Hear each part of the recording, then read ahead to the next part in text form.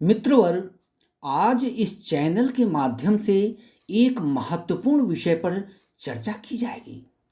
देश की अनेकानेक जानी मानी हस्तियों को इतिहास के पन्नों से हटाने का जो दुस्साहस किया गया है, उसे बारी बारी से इतिहास में दर्ज कराने की कवायद की जाएगी, बाकायदा इस चैनल के माध्यम से। जी हाँ, एक ऐसी ही हस्ती रही हैं राजकुमारी अमृत कौर।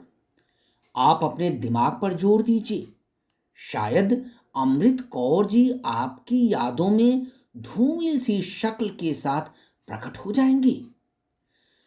उनका पूरा नाम राजकुमारी बीबी जी अमृत कौर आहलूवालिया था। वह भारत की प्रथम स्वास्थ्य मंत्री थी तथा एक महान समाज सुधारक भी थी, जिनका गहरा सरोकार देश की जनता के सुस्वास्थ्य से था। वह 2 फरवरी 1887 को पैदा हुई थी और 6 फरवरी 1964 को उनका देहावसान हुआ था। उनका नाम Saint John ambulance tuberculosis association, Indian red cross society तथा all India institute of medical sciences अर्थात एम्स हॉस्पिटल से भी जुड़ा हुआ है। लेकिन यहाँ इस बात का खुलासा किया जाना लाजमी होगा कि वास्तव में एम्स की वास्तविक संस्थापक अमृत कौर ही थी। लेकिन इस सत्य से हम सभी अनभिज्ञ हैं। दरअसल जैसा कि बताया गया है कि एम्स का निर्माण जवाहरलाल नेहरू ने किया था, यह बात सरासर गलत है। यह एक दुष्प्रचार है। हमें इस दुष्प्रचार को खारिज करते हुए देशवासियों को बताना होगा कि अगर राजकुमारी कौर ने एड़ी चोटी की कोशिश न की होती तो एम्स जैसे स्वास्थ्य केंद्र की स्थापना का हम अब तक ख्वाब ही देखते रहते। कल्पना कीजिए कि अगर राजकुमारी कौर ने एम्स के निर्माण के लिए अंसारी नगर की अपनी 190 एकड़ जमीन न दी होती तो क्या यह अस्पताल अपने भौतिक रूप में आ पाता। उन्होंने न केवल एम्स के लिए इतनी बड़ी जमीन मुहैया की, बल्कि इसके लिए रोकड़ा भी जुटाया। इसके निर्माण के खिलाफ खड़े होने वाले विरोधियों का सामना उन्होंने मुस्तैदी से किया। इसके विपरीत जवाहरलाल नेहरू और उनकी कांग्रेस पार्टी तो बस मूक दर्शक बनी रही। कांग्रेस ने एम्स के निर्माण में धेले भर का भी सहयोग नहीं किया था। इतना पैसा तो नेहरू के पास था ही नहीं कि वह एम्स के निर्माण में लगा सके।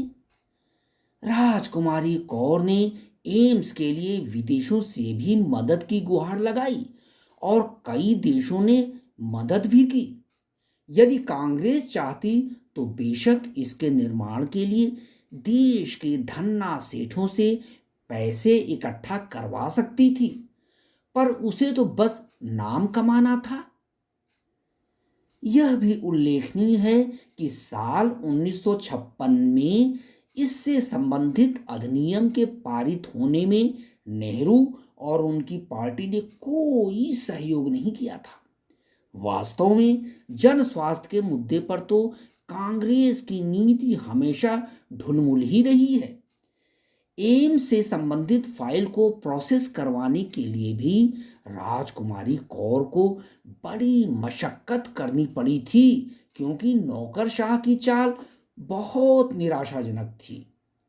सरकारी कार्यालयों को और व्यापक बनाने में भले ही भाजपा सरकार अगुवाई कर रही है, उसे प्रत्येक सार्वजनिक मंच से इस सत्य को उद्घाटित करना चाहिए कि एम्स की विरासत की असली हकदार राजकुमारी अमृत कौर ही हैं।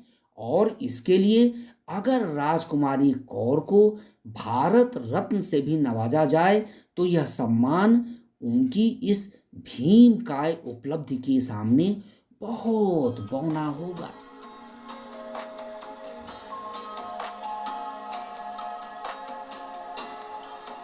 मित्रों, यह चर्चा आपको कैसी लगी?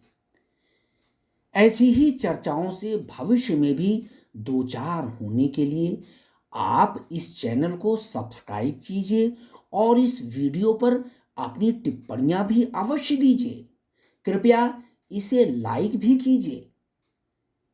धन्यवाद।